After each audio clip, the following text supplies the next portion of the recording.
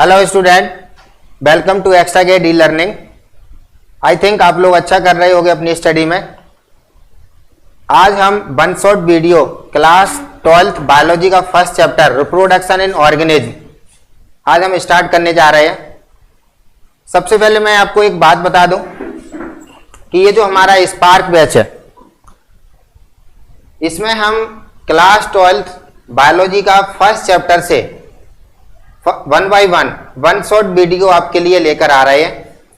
ये जो student class 12th की स्टडी कर रहे हैं और एक महीने बाद उनका जो एग्जाम है उनके लिए काफी यूजफुल है। उसके अलावा एज वेल एज नीट के जो स्टूडेंट है जो प्रिपरेशन कर रहे हैं उनके लिए भी ये उतना ही यूजफुल है जितना 12th क्लास के लिए। मीन्स ये जो वन शॉट वीडियो है ना, ये नीट लेवल के बनाए जा रहे हैं। इसमें पूरा नीट लेवल में डिटेल्ड एक्सप्लेनेशन आपको दिया जाएगा।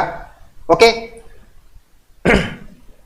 इस चैप्टर में हम बात करेंगे रिप्रोडक्शन के बारे में। टाइप्स ऑफ रिप्रोडक्शन क्या क्या होते हैं। 2 टाइप्स के रिप्रोडक्शन आपने अभी पढ़े होंगे, सेक्सुअल रिप्रोडक्शन, ए सेक्सुअल रिप्रोडक्शन। ए सेक्सुअल रिप्रोडक्शन के टाइप्स पढ़ेंगे हम। ए सेक्सुअल रिप्रोडक्शन में बात करेंगे हम फिजन की, budding, fragmentation, regeneration, spore formation. Okay, sexual reproduction के बारे में हम बात करेंगे। इसमें आपके इवेंट्स आएंगे, pre fertilisation, fertilisation, post fertilisation. इस प्रकार से हम एक एक टॉपिक का एनिमेशन देखेंगे। उसके अलावा 3D में इसका डायग्राम देखेंगे। ओके, और आपको सिंपल थ्योरी में ये जो वन शॉट वीडियो है 12th क्लास बायोलॉजी का जो हम आपके लिए आज से स्टार्ट कर रहे हैं, इसमें आपको पूरा डिटेल में समझाया जाएगा। इसीलिए आप इस चैनल पर जो भी स्टूडेंट आज इस वीडियो को फर्स्ट टाइम देख रहे हैं तो सबसे पहले आप हमारे चैनल को सब्सक्राइब कर लीजिए। उसके अलावा आप लाइक कर दीजिए और ध्यान रहे कि आप जो आपको जो बेल आइकॉन दिख रहा है उस पर आपको हिट कर देना है, जिससे हमारी जितने भी अपकमिंग वीडियो हैं वो उनका नोटिफिकेशन आपसे मिस ना हो पाए। Okay student, so let's start. जैसा कि आप देख रहे हो class 12 first chapter reproduction in organism. सबसे पहले हम बात करते हैं इंट्रोडक्शन की।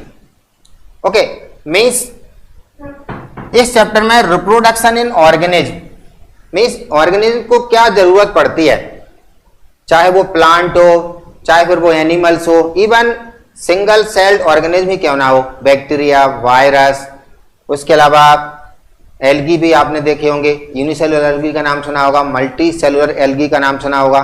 इन सभी को क्या जरूरत पड़ी कि इन्हें रिप्रोडक्शन करना चाहिए। देखिए स्टूडेंट, अगर हम एक बायोलॉजिकल डेफिनेशन के हिसाब से अगर देखें हम रिप्रोडक्शन की मीनिंग्स, तो इसमें अपने आप कोई भी स्पेसीज है, जैसे फॉर दैट मान लीजिए बैक्टीरिया है, इसे अपना अस्तित्व बनाए रखना है अर्थ पर, इसे अपनी स्पेसीज को कंटिन्यूटी बनाए रखना है अर्थ पर, तो उसके लिए रिप्रोडक्शन जरूरी है। सपोज दैट अगर कोई बैक्टीरिया मान लीजिए उसने लगभग 6 मंथ तक या 1 ईयर तक अपने आप को रिप्रोड्यूस नहीं किया, मान लीजिए उसने अपनी रिप्रोडक्शन प्रोसेस को अरेस्टेड कर लिया, तो क्या होगा, एक आफ्टर 1 ईयर जितने भी बैक्टीरिया थे वो सभी क्या हो जाएंगे, they will become die.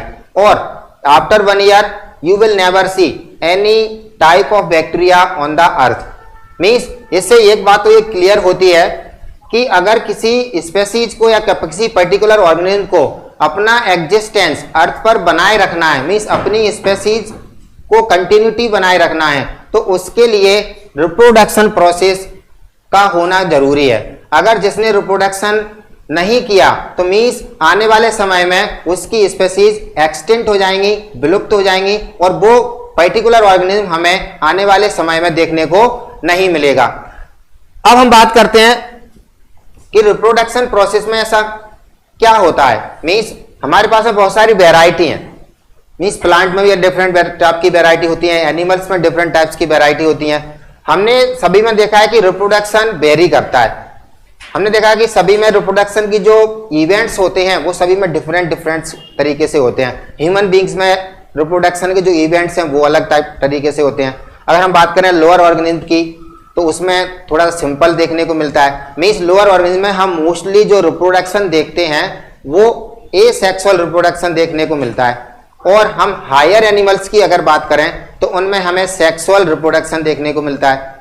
Okay, means अब सबसे पहले हम बात करते हैं रिप्रोडक्शन की definition, means how can you define it. This is reproduction. Reproduction एक ऐसी प्रोसेस होती है जिसमें कोई भी ऑर्गेनिज्म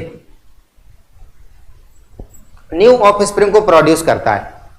ओके, मींस हम कह सकते हैं कि या तो वो ऑर्गेनिज्म अपने आप को सेल डिवीजन करके अपनी बॉडी का सेल डिवाइड करके अपनी बॉडी, सपोज दैट बैक्टीरिया है सिंगल सेल ऑर्गेनिज्म की हम बात करते हैं, जैसे सपोज दैट आपके बैक्टीरिया सिंगल सेल होता है, उसमें क्या हुआ, सेल डिवीजन हुआ, सेल डिवीजन से 2 सेल बनी।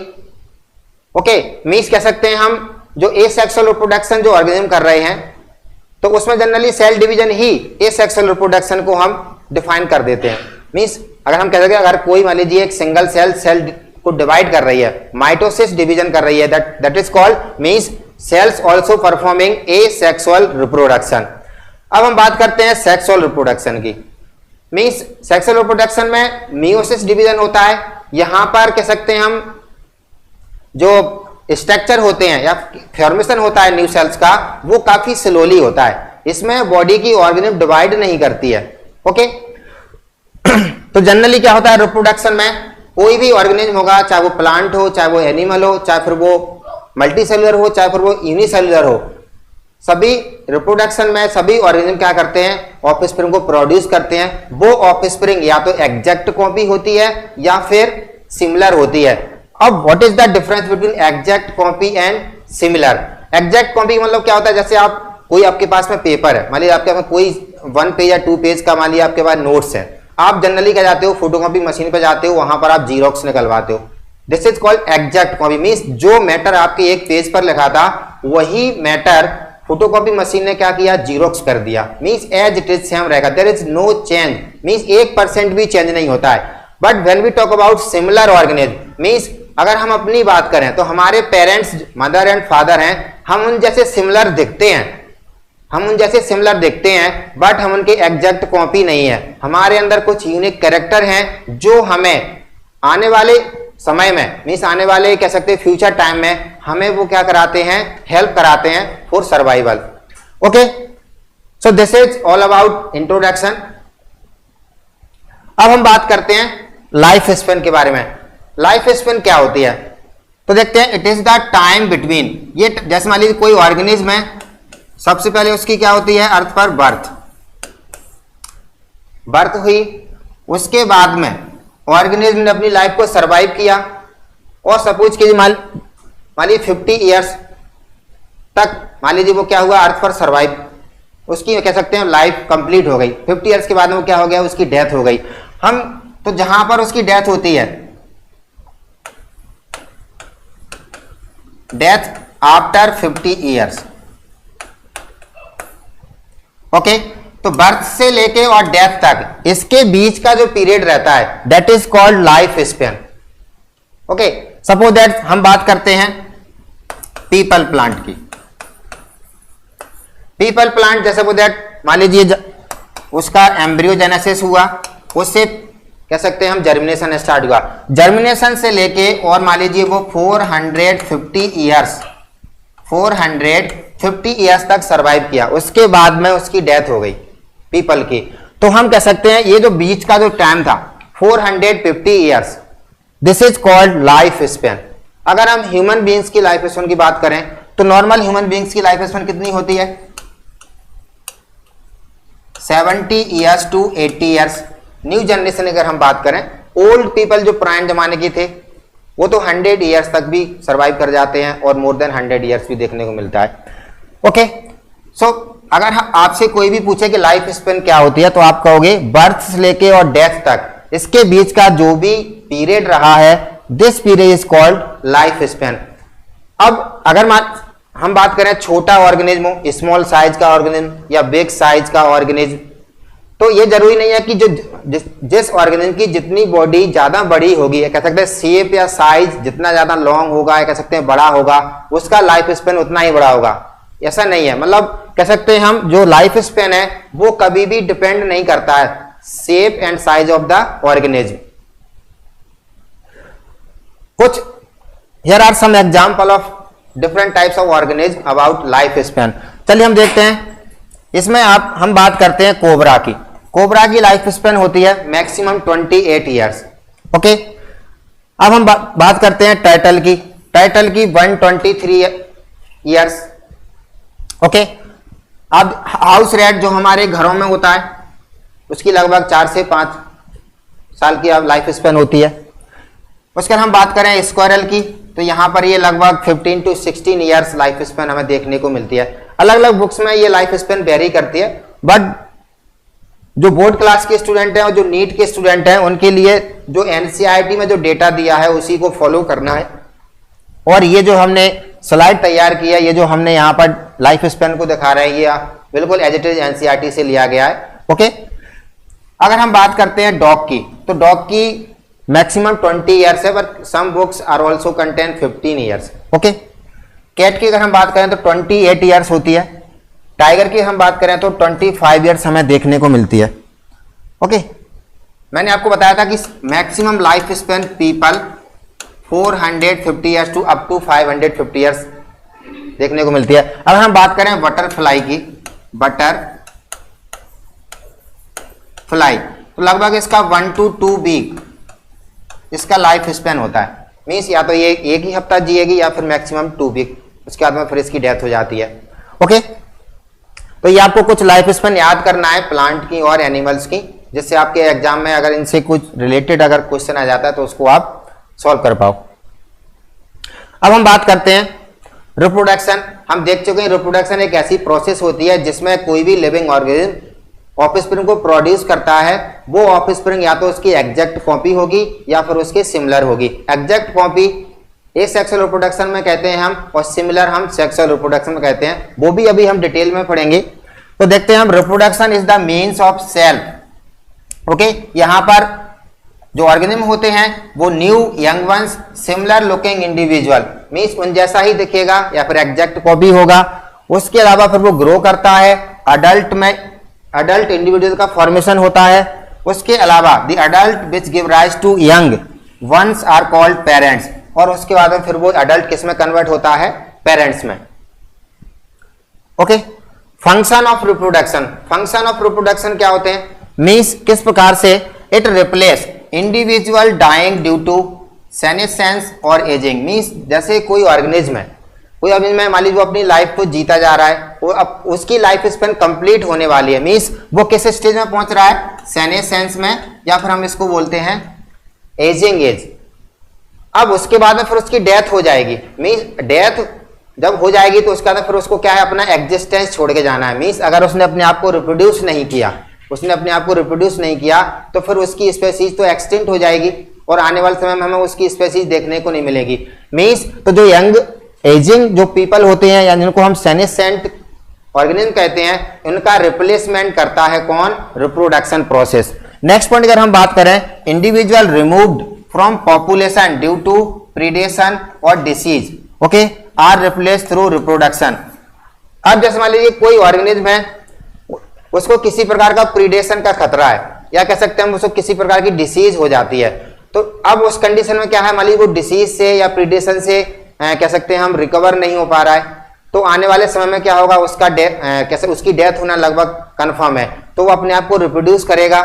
ओके, उससे ये क्या होगी, एक न्यू ऑर्गेनिज्म प्रोड्यूस होगा, उसको हम कहते हैं ऑफस्प्रिंग। और वो ऑफस्प्रिंग क्या होगी, हेल्दी होती है, आगे जाके वो उसकी स्पेसीज को कंटिन्यू करेगी। और जो एजिंग जो पीपल है, जिसको हम पेरेंट्स कह रहे हैं, जिसने ऑफस्प्रिंग को प्रोड्यूस किया है, वो क्या हो जाएगा, आगे जाके उसकी डेथ हो जाएगी। और अपनी एग्जिस्टेंस बनाए रखने की उसने क्या किया, रिप्रोड्यूस करके एक न्यू ऑफस्प्रिंग को प्रोड्यूस करके अर्थ पर छोड़ दिया है।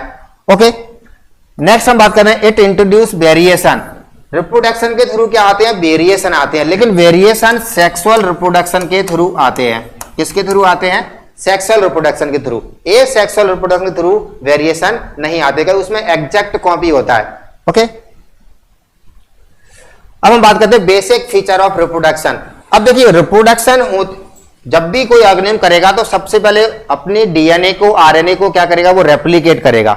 ओके, मीन्स अपने आरएनए डीएनए कंटेंट को क्या करेगा, वो रेप्लिकेट करेगा। तो इस रिप्रोडक्शन प्रोसेस के द्वारा कोई भी लिविंग ऑर्गेनिज्म हम कह सकते हैं कि डीएनए और आरएनए को रेप्लिकेट कर लेता है। मोस्टली क्या होता है, डीएनए से डीएनए का बनना रेप्लिकेशन कहलाता है। ओके, तो सबसे पहले हम देखते हैं basic feature of reproduction. Replication of DNA means reproduction के थ्रू डीएनए का रेप्लिकेशन हो जाता है। सेकेंड पॉइंट की हम बात करें तो division of cells means reproduction जब भी होगा तो सेल्स क्या करेगी, डिवाइड करेगी।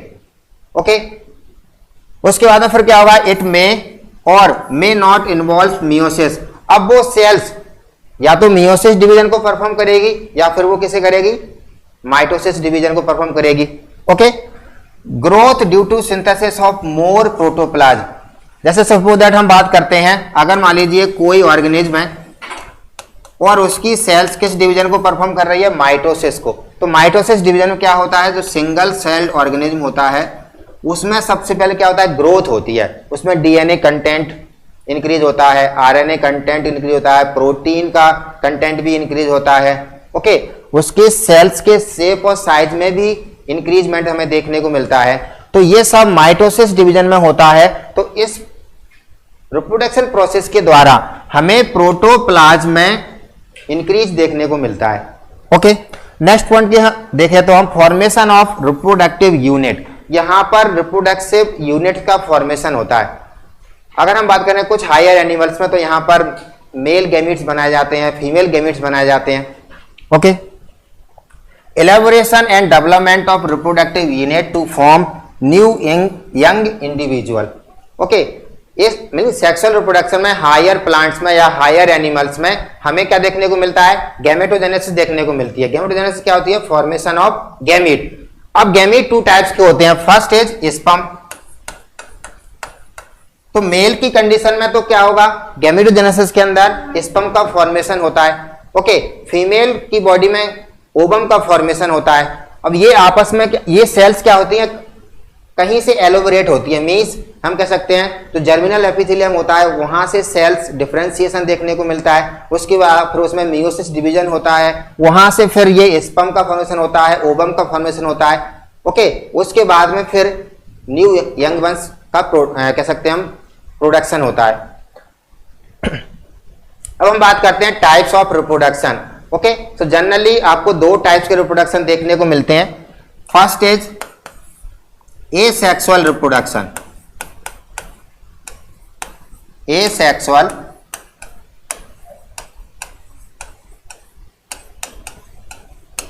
Reproduction. Number second sexual reproduction. Sexual reproduction. Okay, asexual reproduction में क्या होता है, यहां पर सिंगल ऑर्गेनिज्म इन्वॉल्व होता है एसेक्सुअल रिप्रोडक्शन में।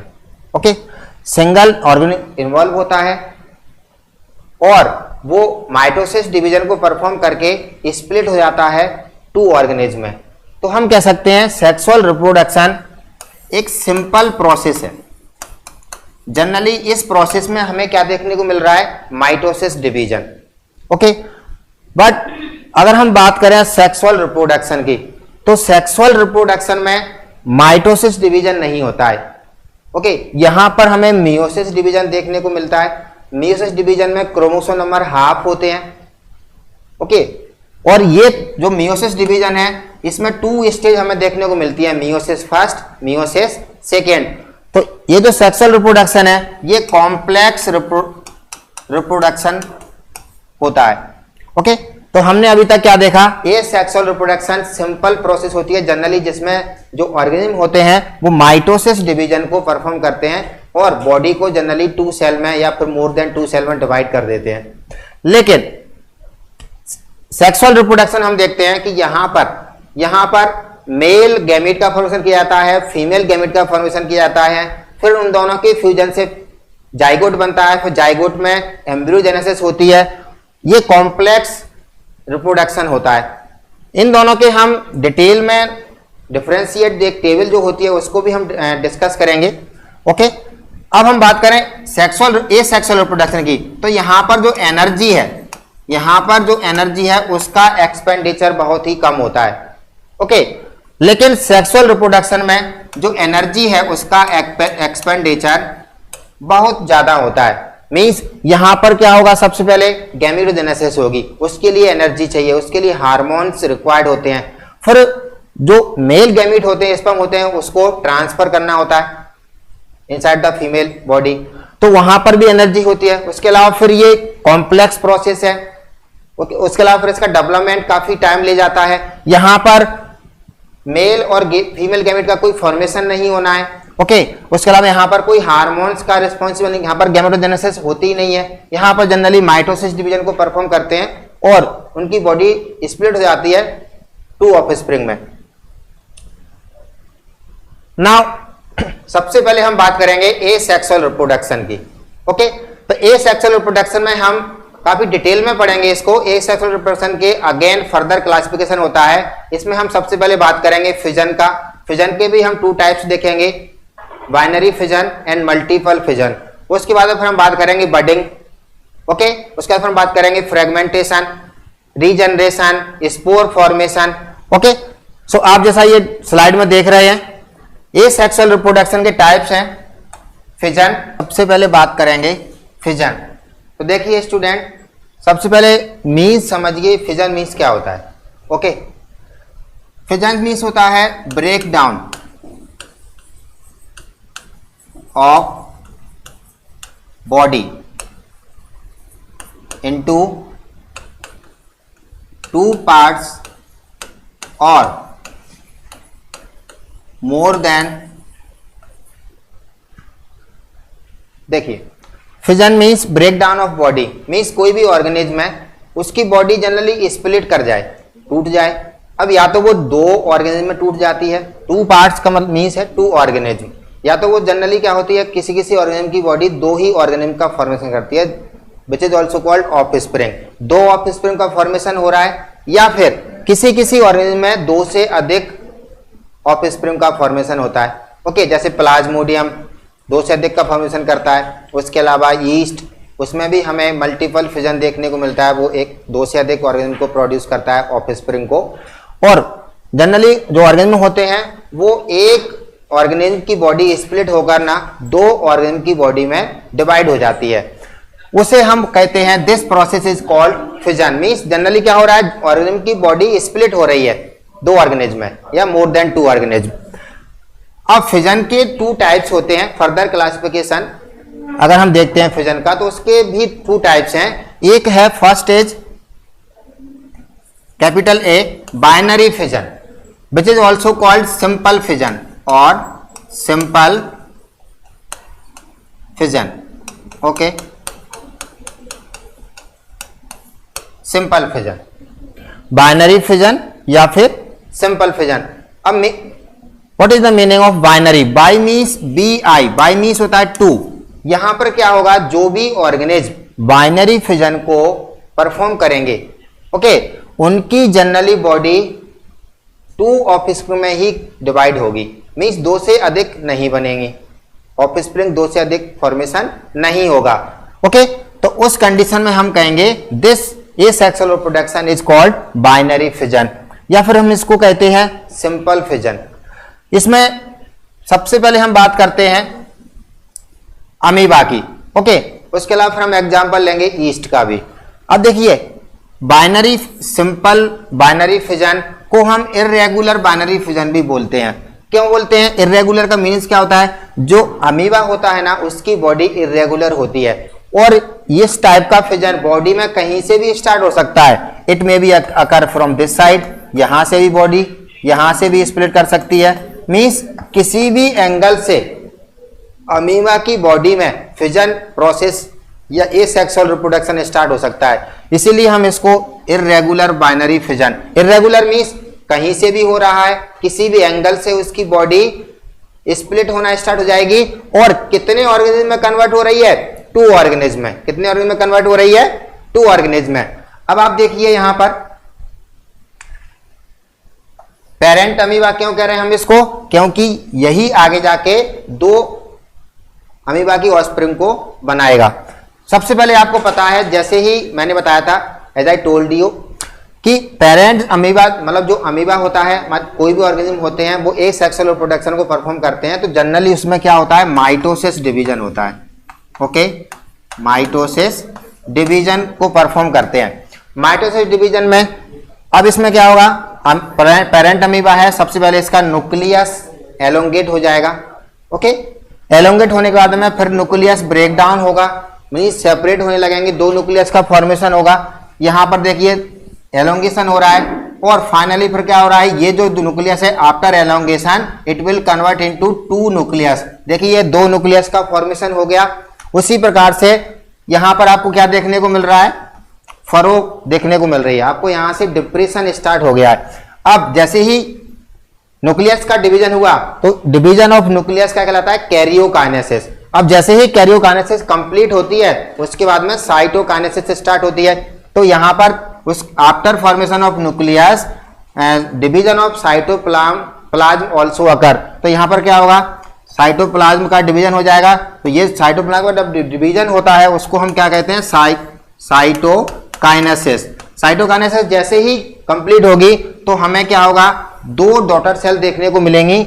एक तो यहां पर देख रहे हो आप एंड सेकेंड वन इज, तो यहां पर क्या हुआ, जैसा हमने देखा था बाइनरी फिजन में एक ऑर्गेनिज्म की बॉडी दो ऑर्गेनिज्म में या कह सकते हैं हम टू ऑफस्प्रिंग में कन्वर्ट हो रही थी। ओके, तो यहां पर क्या है, एक अमीबा है, सबसे पहले उसमें न्यूक्लियस एलोंगेट हुआ, उसके बाद फिर न्यूक्लियस का डिवीजन हुआ। ओके, डिवीजन ऑफ न्यूक्लियस क्या कहलाता है, कैरियोकाइनेसिस। उसके बाद फिर साइटोप्लाज्म का डिवीजन होता है। ओके, उसको हम बोलते हैं cytokinesis. Division of cytoplasm is called cytokinesis. और एक पेरेंट अमीबा कितने अमीबा में कन्वर्ट हो गया, दो अमीबा में। ओके, यहां से दो से अधिक नहीं बने हैं। तो यहां पर आप देख रहे हो, you are seeing two daughter cells या फिर हम टू ऑफस्प्रिंग कहते हैं इसको जनरली। ओके, उसके अलावा फिर एक सिंपल बाइनरी फिजन में सेकेंड एग्जांपल आपको याद रखना है, ईस्ट। ईस्ट में भी हमें क्या देखने को मिलता है, बाइनरी फिजन। ओके, ए सेक्सुअल रिप्रोडक्शन में हमें सेकेंड फिजन का टाइप्स पढ़ना है। सिंपल बाइनरी फिजन में हम बात करेंगे अब longitudinal binary fission, oblique binary fission and transverse binary fission. Okay, fission में जो मल्टीपल फिजन है उसको हम इसके बाद लेंगे। ओके, अब लॉन्गिट्यूडनल बाइनरी फिजन मींस क्या होता है, यहां पर जो ऑर्गेनिज्म की बॉडी है, suppose that this is organism, यहां पर क्या होगा, वो लॉन्गिट्यूडनल सेक्शन में क्या होगी, डिवाइड करेगी।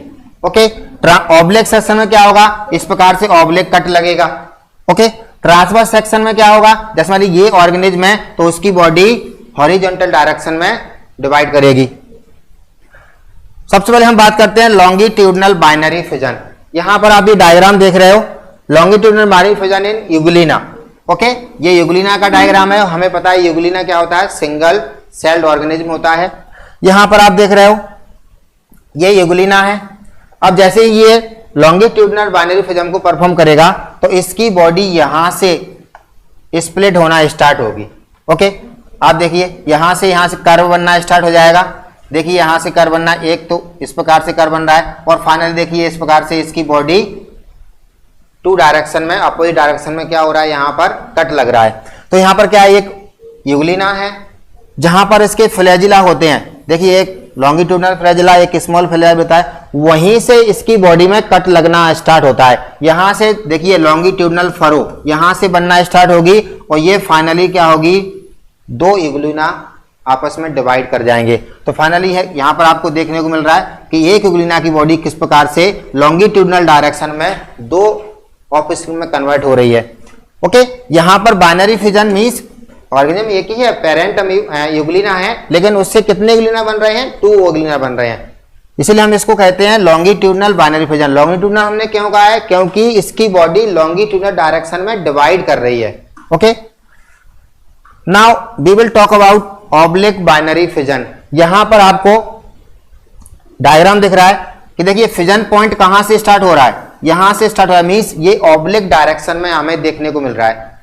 ओके, और उसके बाद में क्या होगा, जैसे ही मतलब ऑब्लिक डायरेक्शन में यहां से मतलब फ्रो बनना स्टार्ट होगी, उसके बाद में फिर बॉडी जो ऑर्गेनिज्म की बॉडी है वो टू डॉटर सेल में डिवाइड कर जाएगी और वहां से क्या होगा, हमें 2 ऑर्गेनिज जिनको हम डॉटर सेल कहते हैं वो हमें देखने को मिलेंगी। तो यहां पर आपको ध्यान क्या रखना है कि जो फ्रो बनना स्टार्ट होगी वो किस डायरेक्शन में बनना स्टार्ट होगी, ऑब्लिक डायरेक्शन में। वहां पर हमने देखा था अभी लॉन्गिट्यूडन में कि वर्टिकल डायरेक्शन में, ओके, यहां पर ऑब्लिक फिजन में। नेक्स्ट हम बात करें transverse binary fission. Transverse binary fission, यहां पर आप देखिए पैरामीशियम का डायग्राम है ये, ओके। पैरामीशियम यहां पर जो बाइनरी फिजन शो करेगा वो कैसे शो करता है, ट्रांसवर्स फॉर्म में शो करता है। ट्रांसवर्स में क्या होगा कि आप देखिए यहां से हमने देखा था कि लॉन्गिट्यूडनल तो ऊपर से मतलब वर्टिकल डायरेक्शन में होता है, ट्रांसफर मोस्टली ज्यादा हॉरिजॉन्टल डायरेक्शन में देखने को मिलता है। तो ये जो एरो आपको दिखा रहे हैं, देखिए यहां से ये जो आपको देख रहे हो, ओके, तो यहां देखिए फ्रो बनना यहां से स्टार्ट हुई है और इस साइड से भी स्टार्ट हुई है। तो ये ट्रांसफर सेक्शन साइड से क्या हो रहा है, इसमें बाइनरी फिजन स्टार्ट हो रहा है। और फाइनली देखिए इस प्रकार से वो फरो काफी डीपली डिप्रेशन बनाते जा रहे हैं और फाइनली क्या होगा, यहां पर 2 पैरामीशियम का फॉर्मेशन होगा। वो 2 पैरामीशियम क्या कहलाएंगे, डॉटर सेल कहलाएंगे, ओके। इसमें लॉन्गिट्यूड नहीं हुआ, इसमें ऑब्लिक बाइनरी फिजन नहीं हुआ। यहां पर हमें क्या देखने को मिला, ट्रांसफर। अब हम बात करेंगे मल्टीपल फिजन। मींस फिजन का जब हम डिवीजन देखते हैं तो हमें 2 टाइप्स का फिजन देखने को मिलता है। बाइनरी फिजन जिसमें ऑर्गेनिज्म की बॉडी 2 डॉटर सेल का फॉर्मेशन कर रही है। लेकिन सेकेंड टाइप्स हम देखते हैं मल्टीपल फिजन। यहां पर क्या होगा, ऑर्गेनिज्म जो होगा उसकी बॉडी 2 से अधिक डॉटर सेल का फॉर्मेशन करेगी। कितने बनाएगी, 2 से अधिक डॉटर सेल का फॉर्मेशन करेगी। इसमें example Plasmodium, okay, best example है प्लाज्मोडियम जो हमें मलेरिया कॉज करता है, ओके।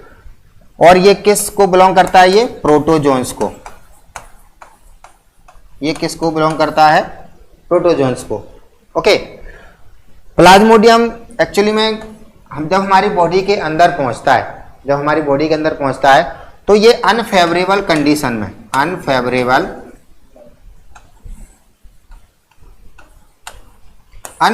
कंडीशन में ये क्या करता है, सिस्ट का फॉर्मेशन करता है, ओके। और वो सिस्ट क्या होती है, इसको प्रोटेक्ट करती है फ्रॉम द एनवायरमेंट में किसी प्रकार का जो भी कह सकते हैं हम अनफेवरेबल कंडीशन है तो उसमें क्या करेगी, जो सिस्ट है, सिस्ट क्या होती है, एक लेयर होती है, आउटर लेयर होती है जो प्लाज्मोडियम के ऊपर इस प्रकार से कवरिंग बना लेती है, ओके। जब अनफेवरेबल कंडीशन चेंज होगी किसमें, फेवरेबल में, किसमें होगी, ये फेवरेबल कंडीशन में चेंज होगी तो उसमें ये जो सिस्ट है ये क्या हो जाएगी, ब्रेक डाउन हो जाती है। ये क्या हो जाती है, ब्रेक डाउन। और ब्रेक डाउन होने के बाद में फिर प्लाज्मोडियम में हमें मल्टीपल फिजन देखने को मिलता है। एक्चुअली में होता कैसे है, चलिए वो हम डिटेल में देखते हैं। सिस्ट फॉर्मेशन हम देखते हैं कि किस प्रकार से प्लाज्मोडियम में सिस्ट का फॉर्मेशन होता है। मान लीजिए ह्यूमन बीइंग्स है, उसकी बॉडी में प्लाज्मोडियम इंटर किया, ओके, उसकी सेल्स के अंदर पहुंचा, लीवर की सेल्स के अंदर, और हम कंसीडर कर लेते हैं कि ये प्लाज्मोडियम है, ओके।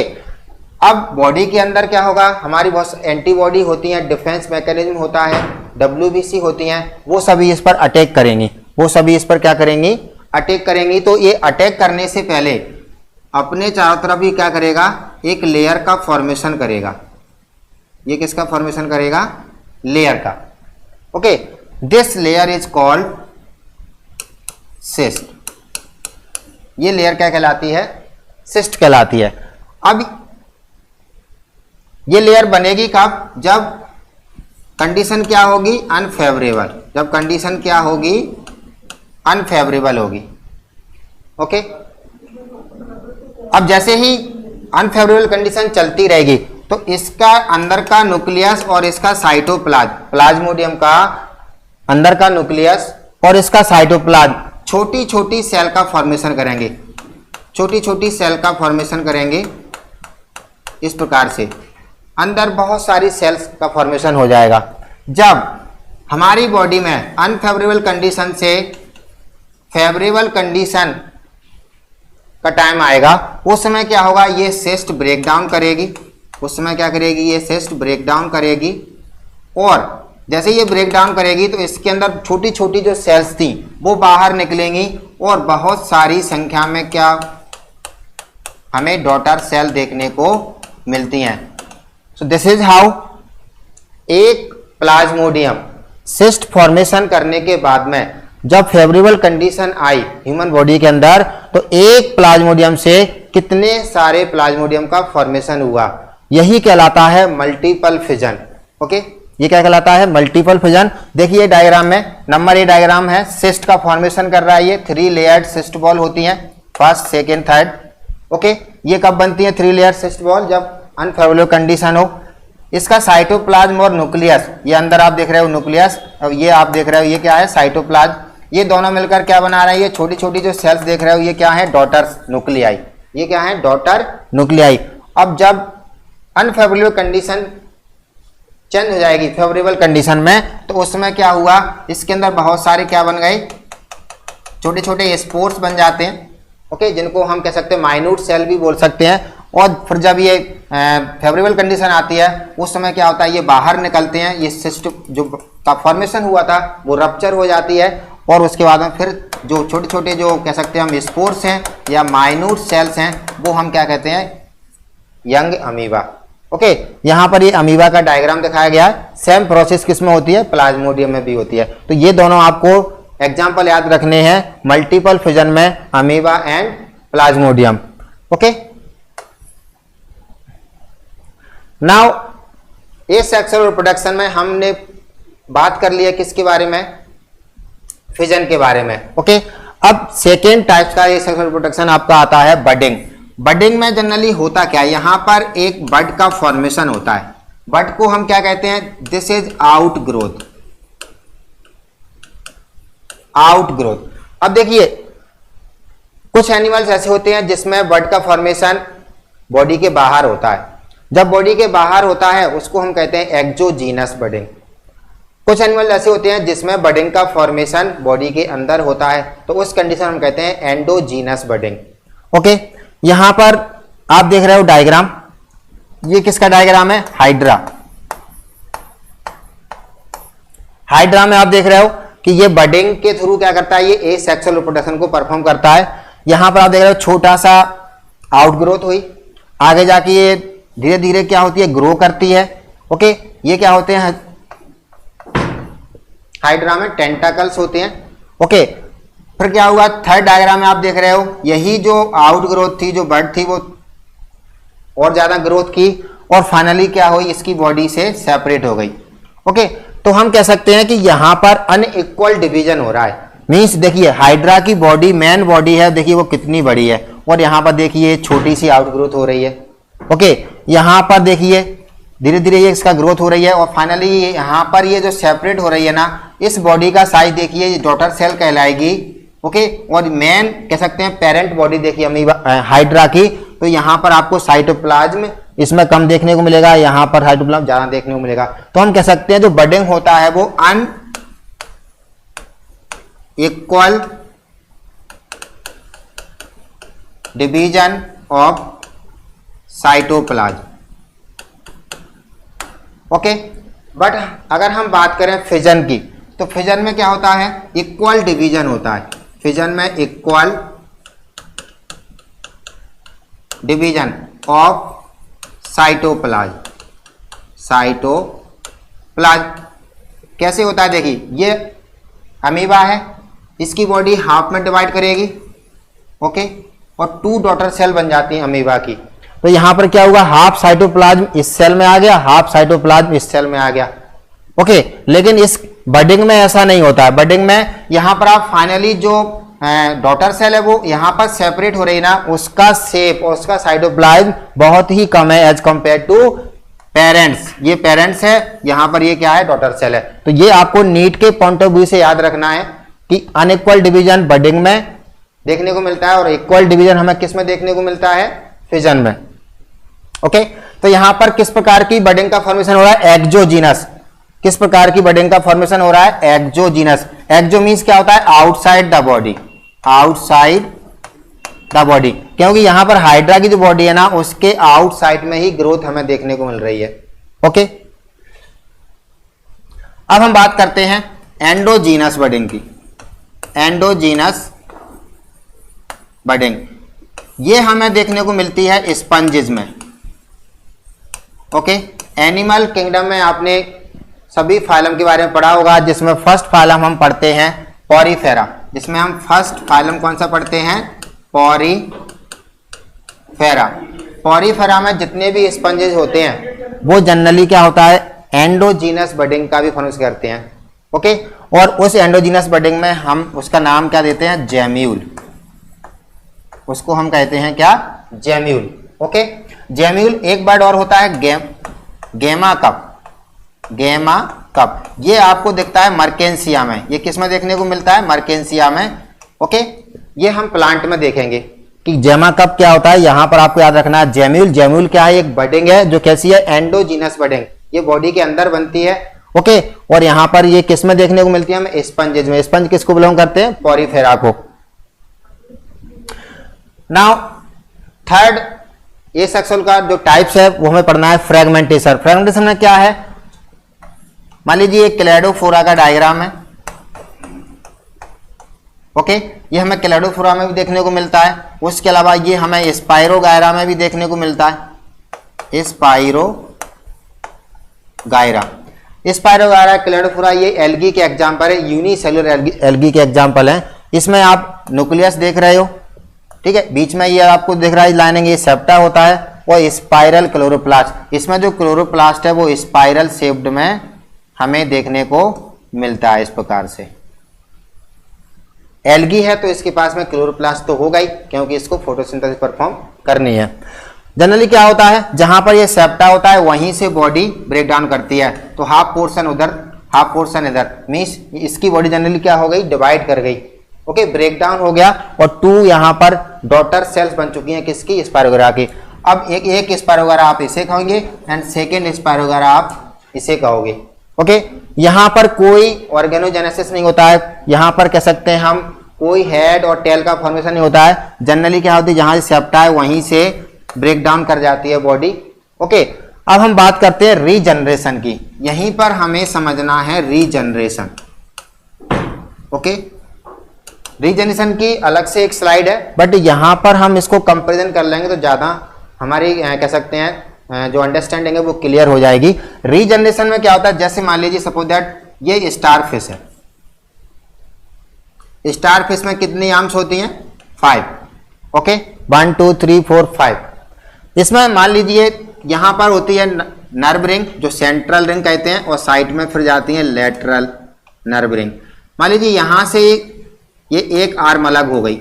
ओके, अब एक उस आर्म में किसका पोर्शन है? नर्व रिंग का, और इसकी एक जो सेंटर वाली है उसका पोर्शन है, और जो साइड में जो जाती है वो रिंग तो इसके पास में होती है, नर्व रिंग।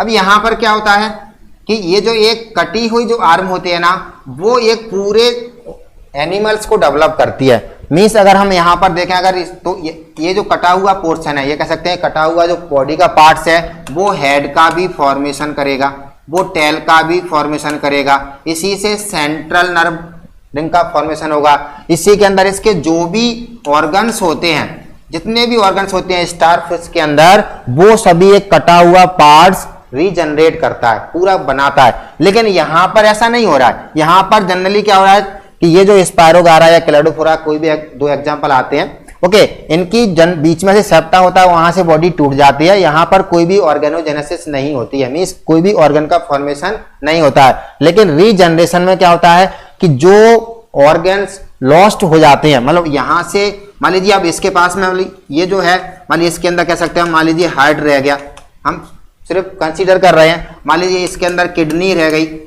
ओके, या हम कह सकते हैं मान लीजिए इसके अंदर एलिमेंट्री कैनाल रह गई। इस बॉडी का, मेन बॉडी के अंदर कटा हुआ पोर्शन ये है। अब इसके पास में क्या है? किडनी नहीं है, एलिमेंट्री कैनाल नहीं है, कह सकते हैं हार्ट नहीं है। ओके, वैसे तो हार्ट नहीं होता है स्टारफिश में, बट हम कंसीडर कर रहे हैं। तो ये कटा हुआ पोर्शन क्या करेगा?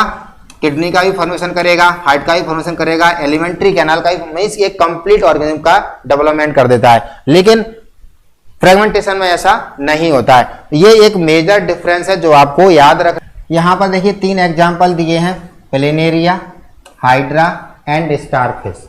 ओके, तो ये तीनों एग्जाम्पल आपको याद करने हैं। सबसे ज़्यादा रीजनरेशन प्लेनेरिया में हमें देखने को मिलता है, उस आफ्टर दैट स्टारफिश, और फिर हमें कुछ जितने भी स्पंज जो पोरीफेरा को बिलोंग करते हैं, पोरीफेरा फाइलम को बिलोंग करते हैं, उनमें भी हमें रीजनरेशन कैपेसिटी देखने को मिलती है। यहाँ पर आप देखिए प्लेनेरिया है, ये डायग्राम प्लेनेरिया का है। यहाँ से उसकी बॉडी में मान लीजिए सपोज दैट किसी कारणवश मान लीजिए कट लग गया, ओके, तो ये यहाँ पर आप देख रहे हो ये हेड पोर्शन को शो कर रहा है, this is showing head portion of planaria, और ये हम कंसीडर कर लेते हैं ये टेल पोर्शन है। मीन्स यहाँ पर हेड है तो पीछे का पोर्शन क्या होगा, टेल होगा। अब देखिए इस वाले पोर्शन में हमें सिर्फ टेल का ही पोर्शन देखने को मिल रहा है, मीन्स इस वाले पोर्शन के पास में हेड नहीं है, ओके, और इस पोर्शन के पास में हेड है, मीन्स इसके पास में टेल नहीं है। तो ये जो हेड वाला पोर्शन है ना, ये यहाँ से रीजनरेट करेगा और टेल वाले पोर्शन को कंप्लीट कर लेगा, ओके, और ये जो टेल वाला पोर्शन है ये आगे जाके ये इस साइड में रीजनरेट करेगा और प्लेनेरिया का हेड बनाएगा। इस प्रकार से एक कंप्लीट ऑर्गेनिज्म इधर फॉर्मेशन हो जाएगा और दूसरे कंप्लीट ऑर्गेनिज्म का मीन्स दूसरा प्लेनेरिया डॉटर सेल यहाँ भी कंप्लीट फॉर्मेशन हो जाएगा। तो आप इसमें देख रहे हो किस प्रकार से मतलब प्लेनेरिया की बॉडी दो में डिवाइड की, ओके, एक के पास हेड था, दूसरे के पास टेल था। हेड वाले पोर्शन ने टेल वाला पोर्शन बना लिया और टेल वाले पोर्शन ने हेड वाला पोर्शन बना लिया। तो इस प्रकार से रीजनरेशन में हमें ये ऑर्गन फॉर्मेशन की प्रोसेस हमें देखने को मिलती है, जबकि फ्रेगमेंटेशन में ऑर्गन फॉर्मेशन का सिस्टम नहीं होता है, ओके। हाइड्रा में देखिए, ये हाइड्रा की बॉडी देख रहे हो आप, यहाँ बीच में हमने हमारी कट लगा दिया, ओके, तो हम कह सकते हैं ये पोर्शन है head, H represent for head and this is represent for tail. तो टेल वाला पोर्शन देखिए किस प्रकार से हेड का फॉर्मेशन कर रहा है और हेड वाला पोर्शन देखिए किस प्रकार से टेल का फॉर्मेशन कर रहा है। नेक्स्ट हम देखते हैं स्टारफिश में। स्टारफिश के पास में 5 आर्म होती हैं, ये एकाइनोडर्मेटा फाइलम को बिलोंग्स करती है, ओके। इसमें सेकेंड नंबर पर रीजनरेशन कैपेसिटी पाई जाती है, फर्स्ट नंबर पर आप कहाँ टिक लगाओगे, प्लेनेरिया में। मीन्स अगर एग्जाम में आ गया कि which animal is showing fast regeneration process, planaria, hydra, starfish, या मान लीजिए यू स्पंजिला, तो सबसे पहले अगर प्लेनेरिया दिया होगा तो आप इस पर टिक करोगे। अब मान लीजिए अगर उस ऑप्शन में प्लेनेरिया नहीं है, क्या है, स्टारफिश है और 2-3 ऑर्गेनिज्म और है, लेकिन उसमें प्लेनेरिया का नेम नहीं है, तो फिर हमारा ऑप्शन किसको जाएगा, स्टारफिश को, क्योंकि फर्स्ट नंबर पर प्लेनेरिया, सेकेंड नंबर पर starfish, after that other organism, okay. इसमें देखिए हमने इसकी एक आर्म को अलग कट कर दिया, लेकिन स्टारफिश की वही आर्म आगे जाके रीजनरेट करेगी, आगे जाके ऑर्गन का फॉर्मेशन करेगी, या कह सकते हैं कंप्लीट ऑर्गन का फॉर्मेशन करेगी, यदि उसके पास में क्या होगा, central nerve ring, okay, central nerve ring होगी। अगर सेंट्रल नर्व रिंग का पोर्शन उसकी कटी हुई आर्म में नहीं पहुंचेगा तो फिर वो कटी हुई arm they will not regenerate A complete organism, okay. तो हम कंसीडर कर लेते हैं कि इस आर्म के पास में सेंट्रल नर्व रिंग है और आगे जाके क्या करेगी, ये कंप्लीट बॉडी बनाएगी। मींस इसके अंदर जितने भी एक स्टारफिश में जितने भी ऑर्गन सिस्टम पाए जाते हैं, ऑर्गन्स होते हैं, वो सभी ऑर्गन का फॉर्मेशन एक छोटी सी आर्म से हो जाएगा, ओके। और यहां पर ये जो बॉडी देख रहे हो इसकी एक आर्म लॉस हो गई है, तो वो आर्म क्या होगी, दोबारा से रीजनरेट। इस प्रकार से एक कटी हुई आर्म एक कंप्लीट स्टारफिश बना रही है और रिमेन्स बॉडी एक कटी हुई आर्म को दोबारा से रीजनरेट कर लेती है। तो इस प्रकार से 2 स्टारफिश हमारे सामने फॉर्मेशन हो जाता है। तो ये प्रोसेस कहलाती है रीजनरेशन। री मीन्स अगेन, जनरेशन मीन्स दोबारा से जनरेट करना ऑर्गेनिज्म का सिस्टम जो भी है। नाउ स्पोर फॉर्मेशन, ये भी एक एसेक्सुअल रिप्रोडक्शन का ही टाइप्स है। यहां पर देखिए स्पोर्स का फॉर्मेशन कब होता है, जब अनफेवरेबल कंडीशन हो, जब किस प्रकार की कंडीशन हो, अनफेवरेबल, ओके। स्पोर 2 टाइप्स के होते हैं। मोस्टली स्पोर्स कितने टाइप्स के होते हैं, 2 टाइप्स के। Number first motile spore, number first motile spore and number second non motile spore, non motile spore, okay. Motile spore जो होते हैं हम उन्हें जू स्पोर भी कहते हैं, उन्हें हम क्या कहते हैं, जू स्पोर, ओके। और जू स्पोर हमें किस में देखने को मिलते हैं, एल्गी में, किसमें देखने को मिलते हैं हमें? एल्गी। ओके, जिसमें आपका एग्जांपल आता है यूलोथेरिक्स, okay. Now and Chlamydomonas,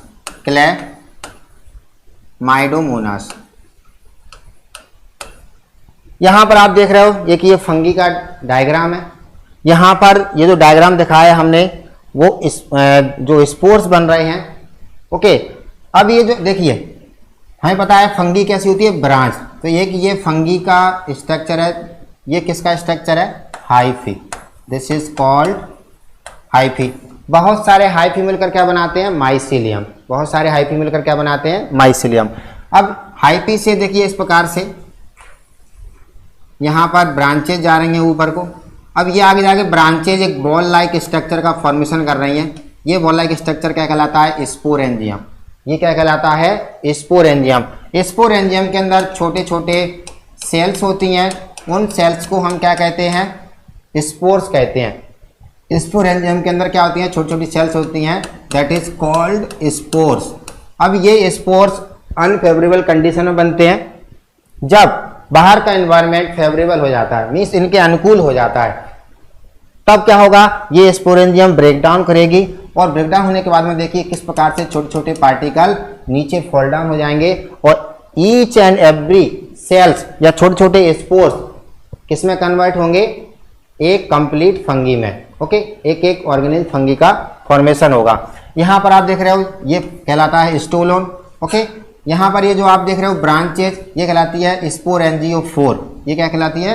sporangiophore. स्पोरेंजियो के ऊपर जो बॉल लाइक स्ट्रक्चर बनता है दैट इज कॉल्ड स्पोरेंजियम। और इस स्पोरेंजियम के अंदर क्या होते हैं? छोटे छोटे सेल्स पाई जाती हैं, दैट इज कॉल्ड स्पोर। और एक एक स्पोर्स एक एक फंगी का फॉर्मेशन करता है। ओके, नाउ सेकेंड, फंगी में ही हमें एक दूसरे टाइप्स के भी स्पोर्स देखने को मिलते हैं, उनको हम कहते हैं कोनोडिया। क्या कहते हैं हम उनको? कोनोडिया। कोनोडिया और जो नॉर्मल स्पोर्स होते हैं वो काफ़ी एक दूसरे से कह सकते हैं हम डिफरेंस शो करते हैं। किस प्रकार शो करते हैं? देखिए यहाँ पर क्या है, ये भी एक माइसीलियम का स्ट्रक्चर। माइसीलियम किससे बना होता है? हाइफी से। यहाँ पर एक माइसीलियम आगे जाके ब्रांच में डिवाइड कर रहा है। किस में डिवाइड कर रहा है? ब्रांच में।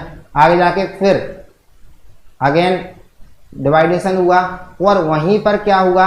वही एक हाइफी आगे जाके छोटी छोटी बड का फॉर्मेशन करता है। ओके, यहाँ पर आप देख रहे हो जो बेसल, ये जो स्टार्टिंग वाली होगी वो छोटी होगी, जैसे जैसे ऊपर बढ़ती जाती हैं। ये जो स्ट्रक्चर है ना ये कहलाते हैं हमारे कोनोडिया। These are called कोनोडिया।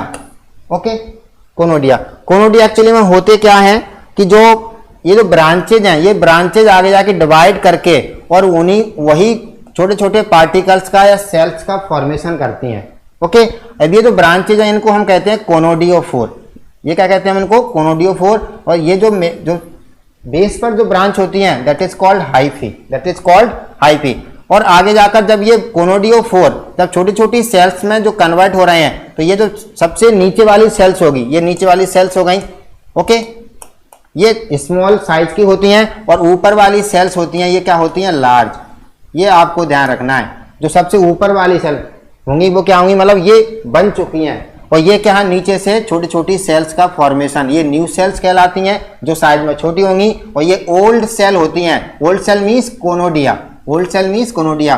और ये कोनोडिया फिर नीचे फॉल डाउन होते हैं। जिस प्रकार से देखिए नीचे गिर रहे हैं, ये जर्मिनेट करते हैं और फिर क्या होता है? दोबारा से एक न्यू फंगी का डेवलपमेंट होता है। ओके, जिस प्रकार से देखिए ये कोनोडिया नीचे गिरे, उस प्रकार से एक माइसीलियम बना।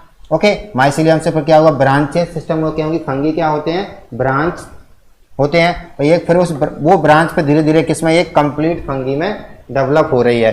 तो इस प्रकार से फंगी में हमने देखा कि स्पोर्स का फॉर्मेशन होता है और हमने देखा कि कोनोडिया का भी फॉर्मेशन होता है।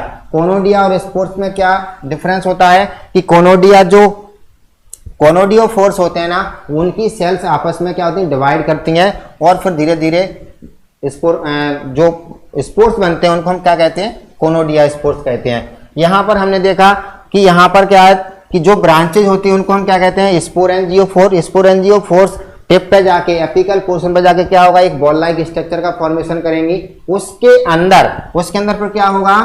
छोटी छोटी सेल्स का फॉर्मेशन होगा, उसके अंदर क्या होगा, छोटी छोटी सेल्स का फॉर्मेशन होगा। तो हम कह सकते हैं यहाँ पर छोटी छोटी बड बन रही है, तो यहाँ पर हम कह सकते हैं कि यहाँ पर कौन सी बडिंग हो रही है, एंडोजीनस बडिंग हो रही है। यहाँ पर क्या हो रही है, एंडोजीनस बडिंग हो रही है। मीन्स यहाँ पर स्पोर्स बॉडी के अंदर बन रहे हैं, स्पोरेंजिया स्ट्रक्चर के अंदर बन रहे हैं। लेकिन यहाँ पर स्पोर्स कहाँ बन रहे हैं, यहाँ पर बॉडी के बाहर बन रहे हैं। वेजिटेटिव प्रोपगेशन की अब हम बात करेंगे। ओके, एसेक्सुअल रिप्रोडक्शन के बारे में ही पढ़ रहे हैं, ये उसी का टाइप्स है। वेजिटेटिव प्रोपगेशन मोस्टली हमें प्लांट्स में देखने को मिलता है। ओके, यहाँ पर हम देखेंगे कि जिस प्रकार से हमने एसेक्सुअल रिप्रोडक्शन में फिजन के बारे में देखा था, बडिंग के बारे में पढ़ा था, फ्रेगमेंटेशन, रीजनरेशन, स्पोर फॉर्मेशन, उसी प्रकार से प्लांट में भी रिप्रोडक्शन होता है, वो भी एसेक्सुअल रिप्रोडक्शन होता है। एसेक्सुअल रिप्रोडक्शन में प्लांट का नाम होता है वेजिटेटिव प्रोपेगेशन। ओके, अब हम इसमें इसके मेथड्स पढ़ेंगे कि वेजिटेटिव प्रोपेगेशन नेचुरल तरीके से होता है, जिसमें मतलब ह्यूमंस की कोई एक्टिविटी ना हो, ह्यूमंस का कोई इन्वॉल्वमेंट ना हो। और सेकेंड हम पढ़ेंगे आर्टिफिशियल, जब इसमें ह्यूमंस का इन्वॉल्वमेंट होगा। Okay, means natural means nature ही ऑटोमेटिक क्या करेगी, प्लांट्स की किसी भी पार्ट से एक न्यू प्लांट्स को जनरेट करेगी, डेवलप करेगी। ओके, आर्टिफिशियल में क्या होगा कि हम उस प्लांट के किसी भी पार्ट्स को क्या करेंगे, हम उसको कट करेंगे या हम उसको सेपरेट करेंगे, फिर हम उसको आर्टिफिशियली ग्रो कराएंगे और उससे हम बहुत सारी स्पीशीज का प्रोडक्शन करेंगे। ओके, तो सबसे पहले वेजिटेटिव प्रोपेगेशन का मतलब मीन्स क्या होता है। यहाँ पर क्या होता है कि प्लांट्स का कोई भी पार्ट जब एक कंप्लीट कह सकते हैं एक न्यू या कह सकते हैं हम न्यू प्लांट का फॉर्मेशन करें। ओके, या जैसे फॉर एग्जांपल हमने एक प्लांट की हमने लीफ को लिया, ओके, ब्रायोफाइलम, हमने क्या किया, उस लीफ को हमने उसमें जो वर्ड मार्जिनल पर जो वर्ड अराइज हो रही थी, हमने वो वर्ड को नीचे हमने सेपरेट करके उस लीफ से हमने नीचे क्या कर दिया, उसको प्लांट कर दिया। वो हमने कुछ दिन बाद आए देखा कि वो बर्ड एक कंप्लीट ब्रायोफाइलम प्लांट में कन्वर्ट हो गई। हमने कुछ प्लांट्स के हमने स्टेम को कट किया, उस स्टेम को हमने क्या किया, ब्रूड कर दिया इनसाइड द सॉइल, हमने देखा कि एक कंप्लीट न्यू प्लांट का फॉर्मेशन हो रहा है। ओके, उसके अलावा कुछ रूट ऐसी होती हैं कि उन रूट्स को कट करने से न्यू प्लांट्स डेवलप हो जाते हैं। तो इस प्रकार से हम देखते हैं कि प्लांट्स के कुछ जो पार्ट्स होते हैं, उन पार्ट्स से एक न्यू प्लांट्स का फॉर्मेशन होता है। ओके, तो ये जो रिप्रोडक्शन होता है, this is called vegetative propagation. Okay, यहाँ पर जिस प्लांट, मान लीजिए कोई प्लांट है, मान लीजिए ए टाइप का प्लांट है, और उसका हम रूट स्ट्रक्चर से क्या बनाते हैं, हम न्यू प्लांट का फॉर्मेशन कर रहे हैं। ओके, उसके रूट स्ट्रक्चर से कौन से प्लांट क्या बना रहे हैं, हम न्यू प्लांट बना रहे हैं। तो हमने यहाँ पर उसकी यूनिट कौन सी ली है, उस प्लांट की रूट हमने यूनिट ली है। हमने कौन सी यूनिट लिया, रूट। तो ये जो यूनिट है, ये जो यूनिट आगे जाके वेजिटेटिव प्रोपेगेशन में पार्टिसिपेट करेगी, पार्टिसिपेट करने के लिए जा रही है। ये यूनिट क्या कहलाती है, वेजिटेटिव प्रोपेग्यूल। ओके, ये वर्ड आपको ध्यान रखना है, एनसीईआरटी में दिया है। What is vegetative propagule, mean this is the unit of plant which is going to contribute to formation of new plant. Okay, कुछ प्लांट्स में क्या होता है, स्टेम पार्टिसिपेट करता है, तो उस कंडीशन में क्या होगा, स्टेम क्या कहलाएगा, वेजिटेटिव प्रोपेग्यूल। कुछ प्लांट्स में क्या होता है, लीफ पार्टिसिपेट करती है, तो लीफ क्या हो गई, एक यूनिट हो गई, वो रिप्रोडक्शन शो कर रही है, तो उस कंडीशन में लीफ क्या कहलाएगी, वेजिटेटिव प्रोपेग्यूल्स। मीन्स जो प्लांट का जो भी पार्ट रिप्रोडक्शन, वेजिटेटिव रिप्रोडक्शन में परफॉर्मेंस कह सकते हैं परफॉर्म करेगा या पार्टिसिपेट करेगा, वो पार्ट्स क्या कहलाता है, वेजिटेटिव प्रोपेग्यूल्स। ओके, तो इसमें हम सबसे पहले बात करते हैं नेचुरल की, after that we will discuss about artificial. तो सबसे पहले हम देखते हैं नेचुरल। मैंने बताया था कि नेचुरल में क्या होगा, ह्यूमन बींग्स का कोई भी इंटरफेयर नहीं होगा, मीन्स इन्वॉल्वमेंट नहीं होगी। प्लांट नेचुरल तरीके से अपने आप को रिप्रोड्यूस करेगा एंड मोर स्पीशीज को प्रोड्यूस करता जाएगा। सबसे पहले हम बात करते हैं वेजिटेटिव, नेचुरल वेजिटेटिव प्रोपेगेशन। इसमें देखिए पोटैटो को आप देख रहे हो, इसमें छोटी छोटी जो आईज होती हैं, ओके, यहाँ पर मीन्स कह सकते हैं छोटे छोटे पिट होते हैं, उनको हम क्या कहते हैं, आई, उनको हम क्या कहते हैं, आई। और ये आई एक कंप्लीट प्लांट का फॉर्मेशन करती हैं। ओके, इसमें आप देखिए ये किसका डायग्राम है, जिंजर का, ये आपको डायग्राम जिंजर दिख रहा हो, और ये भी एक किसका एग्जाम्पल है, स्टेम का, और पोटैटो भी किस में आता है, स्टेम में आता है। ओके, ये दोनों स्टेम में आते हैं। चलिए हम बात करते हैं अब स्टेम मतलब जिंजर में किस प्रकार से रिप्रोडक्शन होता है, वेजिटेटिव रिप्रोडक्शन या वेजिटेटिव प्रोपेगेशन किस प्रकार होता है। इसमें आप देख रहे हो ये जो छोटी छोटी ये जो आपको बर्ड दिख रही हैं, ये जो आपको बर्ड दिख रही हैं, यही बर्ड क्या होती हैं, एक न्यू प्लांट का फॉर्मेशन करती हैं। ओके, यहाँ पर आप देख रहे हो ये जो डायग्राम है, ये स्ट्रक्चर किसका है, बल्बिल का। बल्बिल हमें किस में देखने को मिलता है, अगेव, एक प्लांट का नाम होता है। ओके, अब बल्बिल क्या होता है, छोटी छोटी क्या होती हैं, बर्ड होती हैं, छोटी छोटी क्या होती हैं, बर्ड होती हैं इस प्रकार से। और एक एक बर्ड को जब हम सेपरेट करते हैं और फिर उसको हम क्या करेंगे, प्लांट करेंगे, ब्रीड करेंगे इनसाइड द सॉइल, तो एक एक बर्ड क्या करेगी, एक न्यू अगेव प्लांट में कन्वर्ट हो जाएगी। यहाँ पर आप ये देख रहे हो कि ये जो प्लांट है दैट इज कॉल्ड ब्रायोफाइलम। क्या नाम है इसका, ब्रायोफाइलम। ब्रायोफाइलम की जो लीफ होती है इसकी मार्जिन पर बर्ड निकलना स्टार्ट हो जाती है। ओके, और वो बर्ड धीरे धीरे एक न्यू प्लांट में जर्मिनेट होना स्टार्ट हो जाती है। और फाइनली क्या होता है, जब ये धीरे धीरे एक प्लांट में ग्रो होती है तो ये फॉल डाउन हो जाती है, नीचे गिर जाएगी और उस पर से एक कंप्लीट क्या बनाएगी, एक प्लांट में कन्वर्ट हो जाती है। तो हमने देखा कि कुछ प्लांट्स में स्टेम रिस्पॉन्सिबल होता है किसके लिए, वेजिटेटिव प्रोपेगेशन के लिए। हमने देखा कुछ प्लांट्स में उसकी वर्ड रिस्पॉन्सिबल होती हैं वेजिटेटिव प्रोपेगेशन के लिए। हमने देखा कि ब्रायोफाइलम में उसकी लीफ ही एक न्यू प्लांट का फॉर्मेशन करती हैं। अब हम देखते हैं यहाँ पर ये जो डायग्राम आप देख रहे हो, ये किसका डायग्राम है, वाटर हाइसिंथ। किसका डायग्राम है ये, water hyacinth. Okay, water hyacinth. Water hyacinth क्या है, एक ये एक्वाटिक प्लांट है, ये क्या है, एक एक्वाटिक प्लांट है। और वाटर हाइसिंथ को हम टेरर ऑफ बंगाल भी कहते हैं, क्योंकि ये जो बंगाल की जो खाड़ी है ना, वहाँ पर जो वाटर है वहाँ पर ये बहुत तेजी से ग्रो कर रहा है, वहाँ पर ये सबसे ज़्यादा पाया जाता है। और ये जब ग्रो करता है बहुत फास्ट तो ये ऑक्सीजन को बहुत ज़्यादा कंज्यूम करता है। ओके, तो वहाँ उस वाटर में जो रहने वाली एक्वाटिक लाइफ है, एनिमल्स हैं, उनमें उस वाटर में ऑक्सीजन की डेफिशिएंसी हो जाएगी। जब ये ऑक्सीजन को ज़्यादा कंज्यूम करेगा ग्रो होने के लिए, तो क्या होगा, जो अदर एक्वाटिक लाइफ है, जो अदर एनिमल्स हैं जो उसी वाटर में सर्वाइव कर रहे हैं, उनके लिए ऑक्सीजन नहीं मिल पाएगी, तो उस कंडीशन में क्या होगा, उनकी डेथ होना स्टार्ट हो जाती है। ओके, यहाँ पर आप देख रहे हो कि इस प्रकार से ये यहाँ पर आपको लीफ दिखाई दे रही है, फिर ये स्टेम है, आगे जाकर फिर ये यहाँ से ब्रांचिंग हो रही है। अगर आप इसको कह सकते हैं बीच में कट कर देते हो तो ये क्या कहलाता है हमारा, this structure is called offset. ये क्या कहलाता है, ऑफसेट। ये जो स्टेम है, अब यहाँ से ब्रांचिंग होती है और आपको यहाँ से ब्रांचिंग देखने रही है। आगे जाके क्या होगा, जैसे ही आगे जाके ये ग्रोथ करेगा तो साइड में एक और ऑफसेट निकलेगा, फिर वहाँ से क्या होगा, इस प्रकार से यहाँ पर लीफ बनना स्टार्ट हो जाएंगे। फिर आगे जाके एक और ऑफसेट निकलेगा, फिर वहाँ से क्या होगा, इस प्रकार से लीफ का फॉर्मेशन होना स्टार्ट होगा। तो बीच में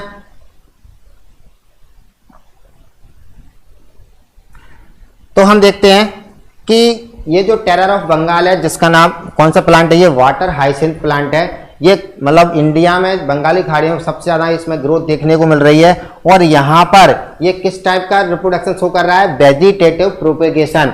ओके, किसके थ्रू कर रहा है, यहाँ पर ये जो स्टेम है ना, ये स्टेम का नाम होता है ऑफसेट। ऑफसेट आगे जाके डिवाइड करता है, आगे जाके इसका फॉर्मेशन होता है और उसी से इसकी ब्रांचिंग, इसमें लीफ का फॉर्मेशन हमें देखने को मिलता है। ओके, तो हमने देखा कि नेचुरल वेजिटेटिव प्रोपेगेशन, इसमें मतलब प्लांट नेचुरल मेथड्स, नेचुरल तरीके से मतलब नेचर के द्वारा ही अपने आप को क्या कर रहा है, रिप्रोड्यूस करता है, न्यू कह सकते हैं अपने नंबर्स को वेरी कराता है। उसके अलावा अपनी स्पेसीज को क्या करता है, ये डेवलप करता है। अब जैसे फॉर एग्जाम्पल पोटैटो, इसमें ह्यूमंस की कोई भी एक्टिविटी नहीं होती है, ये ऑटोमेटिक नेचुरल तरीके से ग्रो करता है। जिंजर हमने देखा कि ये भी ग्रो करता है। हमने देखा बल्बिल, इसमें जो बर्ड्स होती हैं वो रिस्पॉन्सिबल होती हैं। हमने ब्रायोफाइलम में देखा कि किस प्रकार से इसकी लीफ के जो मार्जिन होते हैं उसमें छोटी छोटी बड निकलती हैं, वो बड धीरे धीरे एक न्यू प्लांट में कन्वर्ट होती हैं। और फिर हमने ऑफसेट में देखा कि किस प्रकार से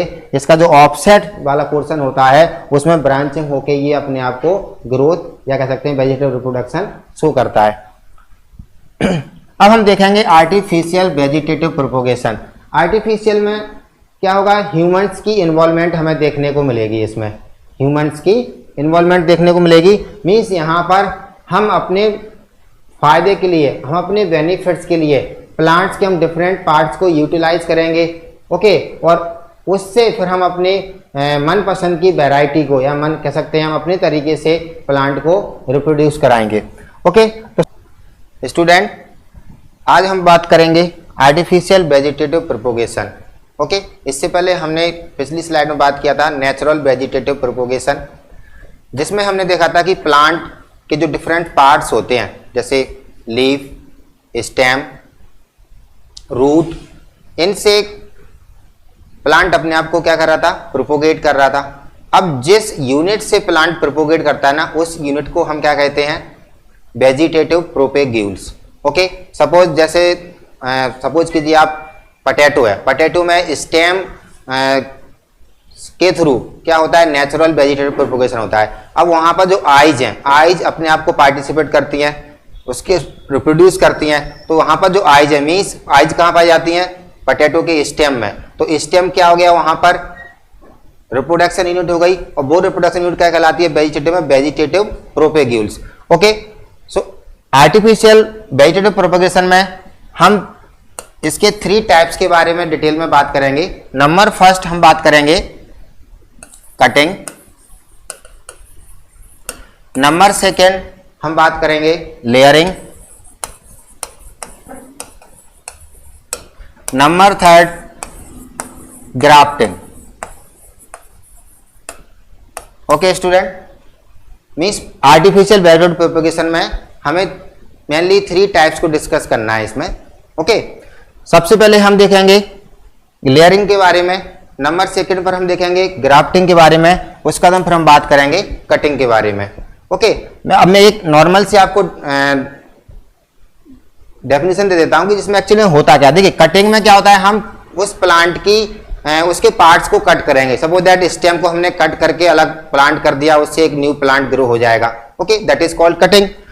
लेयरिंग में क्या होता है, हम यहाँ पर प्लांट की ब्रांच को झुकाकर या फिर उसको हम माउंट करके या फिर उस पर हम बूटी लगाकर, ओके, हम रूट को इनिशिएट कराएंगे। हम रूट को क्या कराएंगे, ओरिजिनेट कराएंगे, और जैसे ही रूट उसमें इनिशिएट हो जाएंगी, प्रोपेगेट हो जाएंगे, फिर हम उस ब्रांच को सेपरेट करके अलग से हम उसको सॉइल में प्लांट कर देंगे, और वो ब्रांच जिसमें रूट है वो एक नया प्लांट को कंटिन्यू करेगी।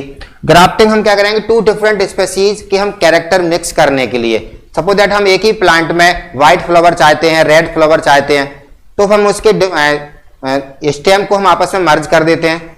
उन स्टेम को हम इस प्रकार से कट करेंगे जिससे उनके वास्कुलर बंडल, जाइलम, फ्लोएम आपस में क्या हो, मैच कर जाए, जिससे जो ट्रांसपोर्ट होता है वाटर का, मिनरल्स का, फूड का, वो अप एंड डाउन दोनों ही डायरेक्शन में हो सके। ओके, सबसे पहले हम इस डायग्राम में देखेंगे लेयरिंग के बारे में। लेयरिंग 3 टाइप्स की होती है, सिंपल लेयरिंग, माउंट लेयरिंग, बूटी।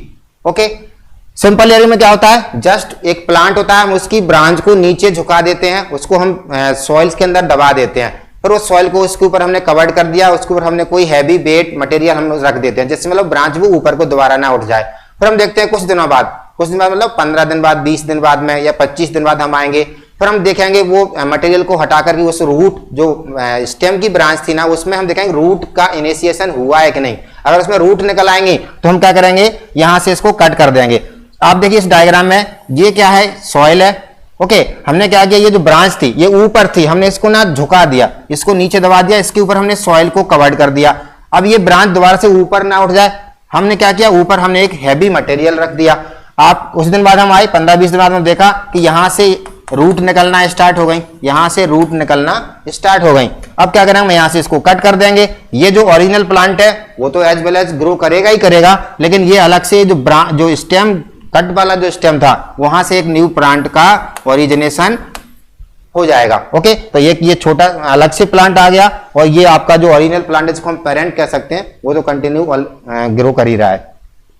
नंबर सेकंड पे हम बात करेंगे माउंट लेयरिंग की। माउंट लेयरिंग में क्या होता है कि जो प्लांट अपनी जगह पर ही खड़ा रहेगा, हमें इसकी ब्रांचेस को ना झुकाना है ना मोड़ना है, कुछ नहीं करना है। हम इस मान लीजिए हमने इतना हिस्सा हमें क्या करना है, कवर्ड करना है, इतना है हमें, इतना एरिया प्लांट का, ये मेन स्टेम है, यहाँ से इसकी ब्रांचिंग स्टार्ट हो रही है। हमने क्या किया, यहाँ से इसको सॉइल से कवर्ड कर दिया। ओके, अब ये सॉइल से हम कवर्ड कर रहे हैं, इस प्रकार से हम सॉइल से कवर्ड करते हैं, दैट इज कॉल्ड माउंडिंग। इसको हम क्या बोलते हैं, दिस प्रोसेस इज कॉल्ड माउंडिंग। अब हम देखेंगे कुछ दिनों बाद में यहाँ से रूट निकलना स्टार्ट होंगी, स्टेम से, ब्रांच से, वहीं से निकलेंगे जितना हमने स्टेम का पार्ट या ब्रांच का पार्ट माउंड किया था, हमने सॉइल से माउंडिंग की थी। अब जैसे ही हम यहाँ से रूट का निकलना स्टार्ट हो जाएगा तो हम क्या करेंगे, एक ब्रांच हमारे पास में ये, हम यहाँ से कट करेंगे, एक प्लांट हमारा यहाँ पर ग्रो करा सकते हैं। ओके, एक ब्रांच हमारे पास में ये है तो हम इसको अलग से लगा सकते हैं, एक हमारा दूसरा प्लांट यहाँ ग्रो करेगा। एक ब्रांच ये है तो हम इसको यहाँ पर कट करके लगा देंगे, एक ब्रांच ये है। इस प्रकार से मतलब हम एक प्लांट से बहुत सारी ब्रांच को कट करके बहुत सारे प्लांट हम आर्टिफिशियली ग्रो करा सकते हैं। और ये प्रोसेस कहलाती है माउंड लेयरिंग। बूटी एक्चुअली में क्या होती है, ये एयर में ही की जाती है। इसमें इसका सब बेस्ट एग्जांपल है मैंगो। मैंगो का ट्री देखा होगा आपने। ओके, उसकी बहुत सारी ब्रांचेज होती हैं, हैवी ब्रांचेज होती हैं, हैवी ट्री होता है, काफी कह सकते हैं भारी भरकम होता है। ओके, उसमें बहुत सारी ब्रांचिंग आती हैं। हम क्या करते हैं, मान लीजिए सपोज कीजिए ये एक स्टेम है, हम अलग नहीं करना है। ये मैं जो आप ये जो स्टेम देख रहे हो इसी के मैं यहां पर डायग्राम बना रहा हूं। हम एक ये स्टेम है। ओके, इस स्टेम के ऊपर क्या होती है, बार। इस स्टेम के ऊपर क्या होती है, बार। हमें इस बार को रिमूव करना है। हमें क्या करना है, we have to remove this bar. ओके, इस बार को हटाने के बाद में, इस बार को हटाने के बाद में सपोज दैट मान लीजिए अब ये थोड़ा सा इस टाइप का दिखेगा, मैं यहां पर डायग्राम बना देता हूं। ओके, हमने यहां से क्या किया, ऊपर से नीचे से हमने बार को रिमूव कर दिया। यहां पर हम क्या चिपकाएंगे, अब सॉइल। यहां पर हम क्या चिपकाएंगे, सॉइल। उस सॉइल में मॉइस्चर होगा, उसके अलावा हम कुछ में कुछ न्यूट्रिएंट्स भी ऐड कर सकते हैं और फिर हम इसको कवर्ड कर देंगे। ओके, देखिए वही किया है। ये प्लांट, ये ट्री है मैंगो का, इसकी एक ब्रांच है, हमने इस पर से बार को हटाया, इसके ऊपर हमने मॉइस्चराइज सॉइल को हमने ऐड कर दिया। अब हमने इसको कवर्ड कर दिया। इसमें हम एक मोटी रस्सी लगा देंगे, उस मोटी रस्सी को हम ऊपर एक मटके में पोर करके उसके अंदर लगा देंगे, इसको हम टांग देंगे मटके। इसके अंदर क्या होगा, इसके अंदर वाटर फिल्ड होगा। धीरे धीरे वाटर 15-20 दिनों तक यहाँ पर ड्रॉप बाय ड्रॉप गिरता रहेगा, जिससे इसको क्या है, मॉइस्चराइजेशन होता रहेगा। आप देखोगे 15-20 दिनों बाद में यहाँ इसके अंदर रूट, ये जो सॉइल जो चिपकी होगी उस सॉइल में बहुत सारी रूट प्रोपेगेट हो चुकी होंगी। हम क्या करेंगे, यहाँ से कट करेंगे और इसको हम इस वाली ब्रांच को जिसमें रूट ऑलरेडी डेवलप हो चुकी हैं, इस प्रकार से यहाँ पर हम लगा देंगे। तो ओरिजिनल प्लांट मैंगो का यहीं रहेगा। ये कटा हुआ जो स्टेम है वो हमारी ब्रांच है, वो इस प्रकार से एक न्यू प्लांट में कन्वर्ट हो जाएगा, धीरे धीरे ग्रो करता जाएगा। तो this is all about types of layering. Simple layer में ब्रांच को झुकाना है, सॉइल में ब्रीड करना है।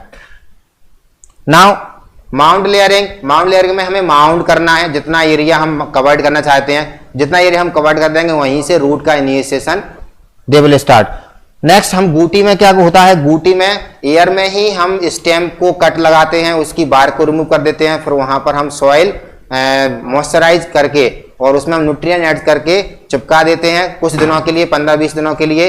फिर उसमें हम देखते हैं 15 दिन बाद आएंगे तो उसमें उस जो सॉइल चिपकी हुई है उसमें रूट डेवलप हो जाती हैं। फिर वहां से उस ब्रांच को कट करके हम कहीं दूर लगा देंगे और वहां से हमारा एक न्यू प्लांट ग्रो होगा। और जो पेरेंट्स है, जो मेन जो मैंगो ट्री है वो तो आपका ऑलरेडी एज इट इज खड़ा रहेगा और कंटिन्यू ग्रो करेगा। तो इस प्रकार से ये this is all about artificial vegetative. और उसमें हमने किसके बारे में देखा था, लेयरिंग के बारे में।